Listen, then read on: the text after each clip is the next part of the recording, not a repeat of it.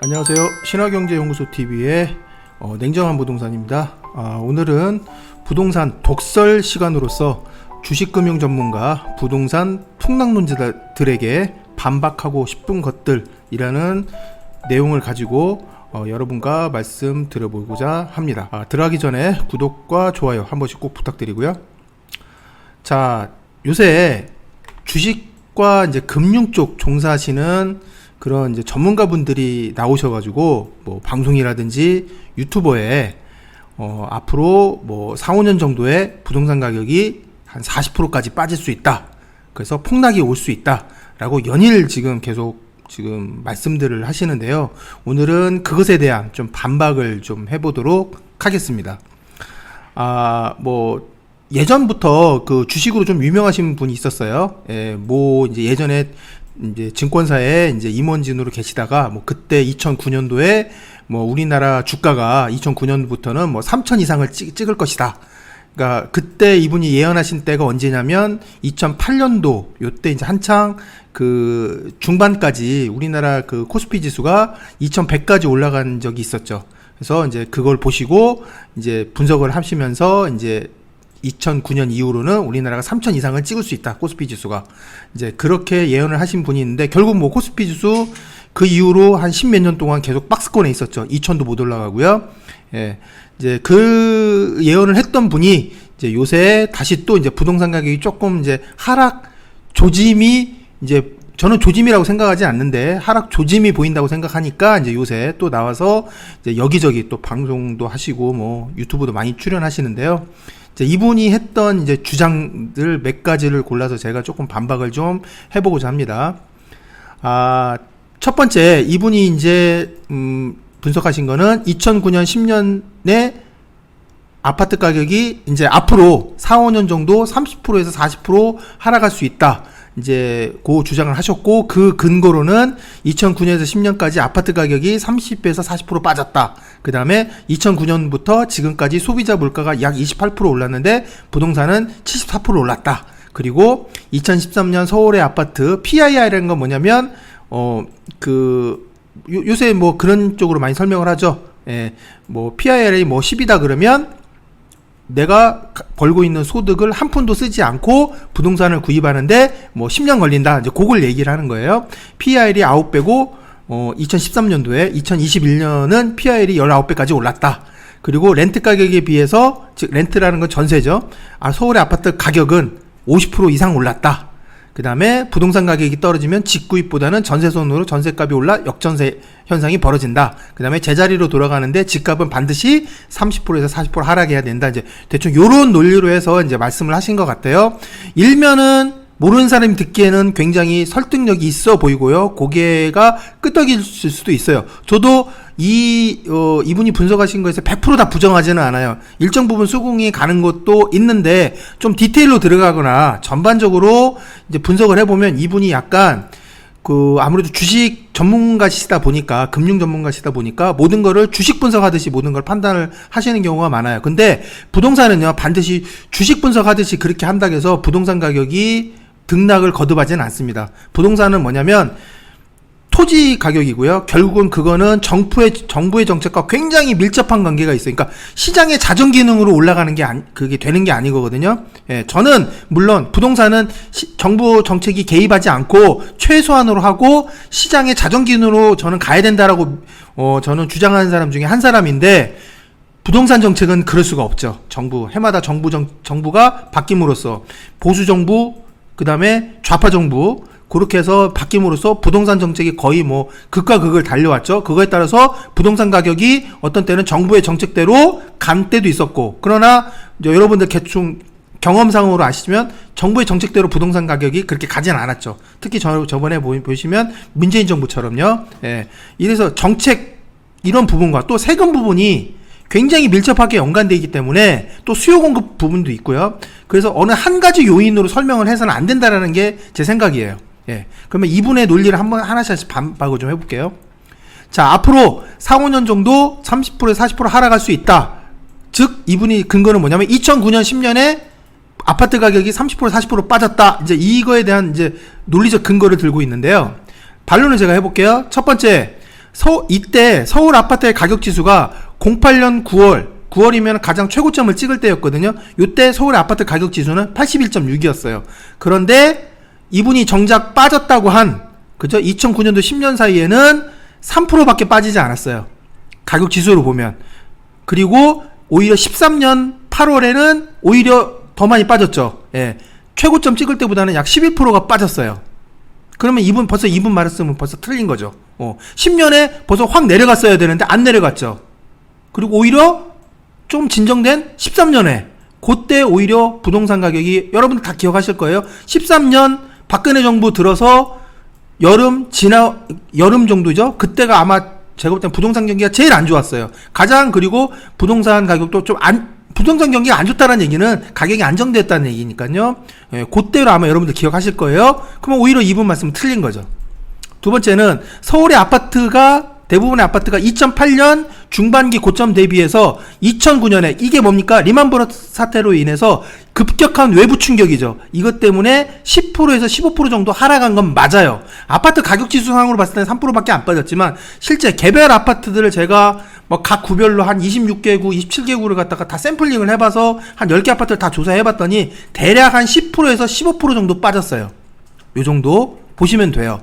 우리가 알고 있는 30%, 40% 빠진 거는요, 아주 특이 케이스였어요. 예전에 목동이 한번 몇 단지는 제가 기억이 안 나지만, 목동의 모 단지 30평형대 아파트가 50%까지 빠진 적이 있어요. 그러니까 그것만 가지고는 얘기하시면 안 된다는 얘기예요. 전체적으로 봐야 된다는 얘기죠. 예. 오히려, 2009년에 10에서 15% 정도 하락을 했는데요. 자, 부동산 경기가 하락하고 외부 충격에 의해서, 그때 리만브러스 사태 영향으로 해서 외부 충격이 나오니까 또 부동산 가격이 좀 하락하니까 이명박 정부는 경제 전반에 관한 경기 부양책을 썼어요. 특히 부동산에서도 경기 부양책을 썼거든요. 그때 세금 규제도 대폭 풀고요. 예. 그래서 09년 10월 아파트 가격 지수가 다시 82.2. 아까 보시면 08년 9월에 81.6이었잖아요. 82.2로 전고점을 거의 회복을 한 상태예요. 그러니까 1년 만에 거의 그 전 가격은 이미 거의 회복을 했어요. 그러면 본격적으로 아파트가 언제 빠지기 시작했냐면 2011년부터 스물스물 빠지기 시작해요. 그래서 2013년까지 거의 최저점으로 가죠. 그 이유는 뭐냐면 바로 이거였어요.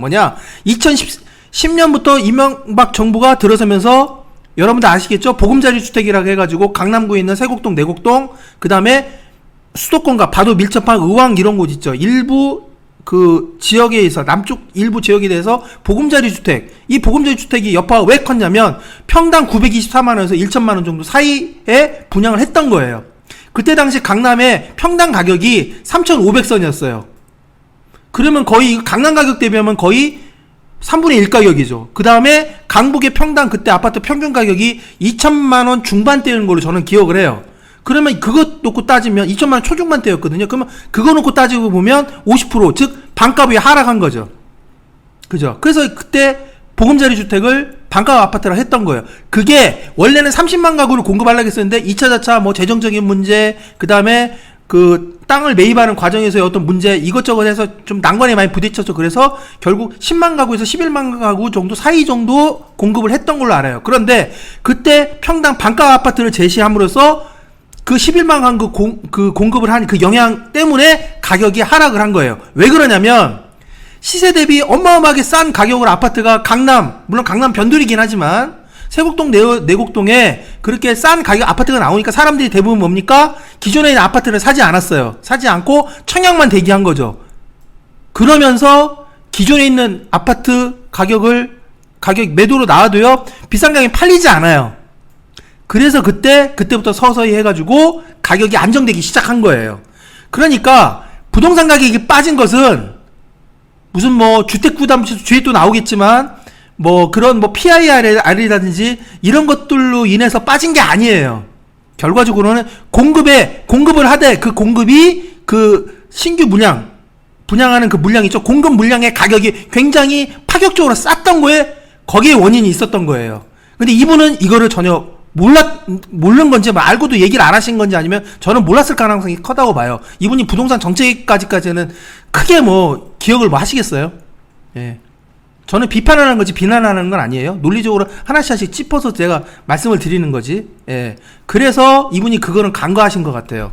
예. 아파트 가격은 그런 금리나 이런 것 때문에 빠진 게 아니에요. 그 다음에 뭐 외부 충격 때문에 빠진 게 아니에요. 왜? 어차피 2009년에 다시 회복을 했어요. 2009년 말이나 2010년 초까지는요, 그때 빠졌던 가격들이 다 회복을 한 거예요. 리만 브라더스 사태로 빠졌던 가격들이. 그러니까 이분이 이걸 잘 몰랐던 것 같아요. 예. 그 다음에 2009년부터 이분의 또 주장이 뭐냐면 2009년부터 지금까지 소비자 물가 28% 올랐는데 부동산은 74% 올랐다. 당연히 오르죠. 왜냐? 물가를 했기 때문에 그냥 현금을 쌓아놓고 있고 그가 하면은 뭡니까? 현금 가치가 떨어지는 거죠. 내가 가지고 있는 자산 가치가 떨어지는 거잖아요. 그렇다고 주식 투자를 막 할 수도 없는 거예요. 왜? 10몇 년 동안 지금 박스권을 헤맸잖아요. 코스피 지수 2000에서 계속 박스권을 헤맸잖아요. 그거 2000 돌파한 지가 몇 년 사이밖에 안 되는 거예요. 그리고 코로나 때는 또 1400까지 빠졌잖아요. 그게. 예. 그러니까 당연히 부동산은 오를 수밖에 없는 거예요. 보통 한 2배에서 3배 정도 우리가 저 물가 상승률에 비견을 하거든요. 그러면 부동산이 74% 올랐기 때문에 앞으로 30% 40% 더 빠져야 된다? 그거는 정말 빈약한 설명이죠. 그 다음에 2013년 서울 아파트 PR은 9배였는데 2021년 작년이죠. PR은 19배였다. 그래서 제가 조사해봤어요. 서울 아파트 PR 지수가 2022년 지금 1분기에는 조금 빠진 상태죠. 예. 14.4배예요. 그런데 2013년 4분기에는 8.4배였어요. 그러니까 숫자는 얼추 맞다고 쳐도, 그런데 웃긴 게 뭔지 아세요? 서울 아파트의 가격 최고점 여기는 2009년 3분기인데요. 요건 이제 2008년 걸로 보셔야 돼요. 2008년이라고 생각하시고 보셔야 돼요. 이때 PI는 또 8.7이었어요. 가격이 올랐을 때, 그때 노무현 정부 거의 말기 때죠. 예. 거의 이제 말로 갔을 때, 노무현 정부가 2009년 2월에 임기가 끝났어서 2007년, 2008년도 상황에서, 예. 그때 PIR은 8.7이었어요. 예. 말이 안 되죠? 이건 말이 안 되는 거예요. 그죠? 2013년에 PI는 9배였는데, 그럼 이건 어떻게 설명할 거예요? 예. 그러면 2013년에 PI는 더 낮아져야죠. 그때는 부동산 가격이 상당히 안정됐는데. 그러니까 앞뒤가 안 맞아요. 설명하시는 게. 자, 그렇다면, 과연 PI이 높아서 2013년부터 부동산 가격이 조정이 온 게 아니었죠. 방금 설명드렸잖아요. 이거는 정책의 영향이 커요. 이명박 대통령이 건설회사 출신이다 보니까, 정말 부동산에서는 거의 정말 전문가이죠. 어떻게 하면 부동산 가격을 안정시킬 수 있냐라는 거는 이분이 정말 도사인 거예요. 그죠? 저도 그때는 몰랐지만 지금 지나서 생각해보면, 예, 정말 대단한 정책을 핀 거죠. 예. 어떻게 강남 변두리긴 하지만 세곡동, 내곡동에 거의 반값 아파트를 갖다 싸게 분양할 생각을 다 하셨겠어요. 예, 이분이 그런 그 아파트에 짓는 원가 구조라든지 이런 걸 빠삭하게 알기 때문에 그런 거예요. 예. 그래서 이명박 정부의 보금자리 주택 정책 영향이 매우 커서 부동산 조정이 온 거지, 무슨 PIR이 높다 그거는 아니란 얘기예요. 예. 물론 그것도 일부 들어갈 수는 있겠지만 그게 전적인 요인은 아니란 얘기예요. 자꾸 주식에서 뭐 PBR, PR 그거 분석하듯이 부동산을 똑같이 도식적으로 그냥 그대로 분석을 하시는 거예요. 예. 부동산은요 그렇게 갓난한 게 아니거든요. 예. 왜? 정부의 정책이 들어가기 때문에 그런 거예요. 특히 세금이라든지 이런 공급도 어떻게 보면 정부의 정책에 따라서 달려있는 거잖아요. 그냥 자율방임으로 시장이 맡기면은 정부가 인허가 내주는 것도 솔직히 말해서 그거, 예, 풀어놓으면 그냥 자율적으로 가는 거예요. 근데 정부가 인허가도 통제하잖아요. 이런 거 사업 시행인가 같은 경우도 늦게 내줄 수도 있고 빨리 내줄 수도 있고요. 이건 정부 정책, 그러니까 부동산이 그만큼 정부의 정책 영향을 많이 받는다는 얘기예요. 그 다음에 렌트 가격에 비해서 서울 아파트 가격이 50% 이상 올랐다. 그 다음에 자, 그런데 서울 아파트 전세 가격 지수 상승률이, 이건 제가 또 부동산원에 들어가가지고 뽑은 거예요. 13년치 자료는 없더라고요. 14년 4월에 72.8이었어요. 그리고 그리고 우리 전에 보셔서 아시겠지만 전세가 지수가 전세가율이 가장 높았던 때는 2015년이었죠. 하여튼 이때 나름대로 전세가가 높았죠. 나름대로 높았던 때예요. 왜? 사람들이 아파트 구매를 안 하고 다 전세로 눌러 앉았으니까. 그러니까 전세 가격이 당연히 수요가 올라가니까 높아지는 거죠.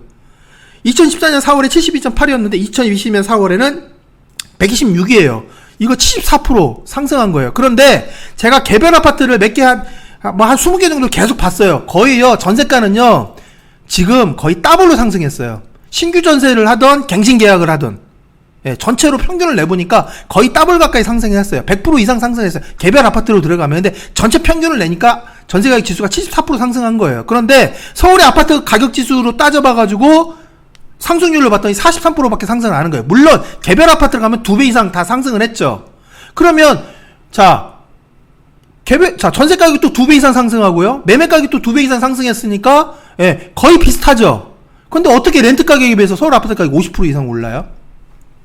그러니까 이거는, 예, 어떻게, 뭘 근거로 이분이 통계 자료를 분석했는지 전 이해가 안 가요. 그냥 뭉뚱그려서 말씀을 하시는 것 같아요. 그냥 감으로. 예. 그 다음에 부동산 가격이 떨어지면 직구입보다는 전세손으로 전세값이 올라 역전세다. 저는 이 얘기는 수긍을 해요. 이 현상이 나죠.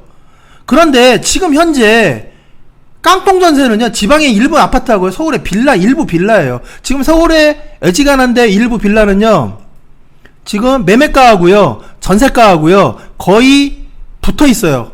뭐 거의 80%, 90% 가까이 돼요. 지금은 전세 가격이나 매매 가격이나 별 차이가 없습니다.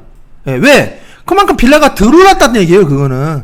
왜? 부동산 상승기에도요, 빌라 가격은 그냥 조금씩 올랐다는 얘기예요. 그 얘기에 또 반증이거든요, 그게. 근데 그거는 또 설명을 안 하시더라고요. 예. 아파트 가격은 아파트가 당연히 올라 있으니까. 그죠? 그런데 2020년도에 여러분 아시다시피 7월 30일에 통과시켰잖아요, 임대차 3법. 그것 때문에 또 전세가 또 올라간 거예요. 제가 그래서 전세가를 굉장히 중요시하는 게 그것 때문에 그런 거예요. 아파트는 좀 갭이 지금 차이가 좀 벌어져 있죠. 그 다음에 뭐 계속 말씀하시는 거, 이분이 뭔 근거로, 제자리로 돌아왔는데 집값은 30% 40%에 대한 하락을 하는 거에 대한 근거 자료는 또 없어요. 그냥 말씀만 하시는 거예요. 뭔지를 나는 모르겠다니까요, 이분이 말씀하시는 게. 이상으로 1부는 여기서 마치고요. 나머지 얘기는 2부에서 하도록 하겠습니다. 2부에서 뵙겠습니다.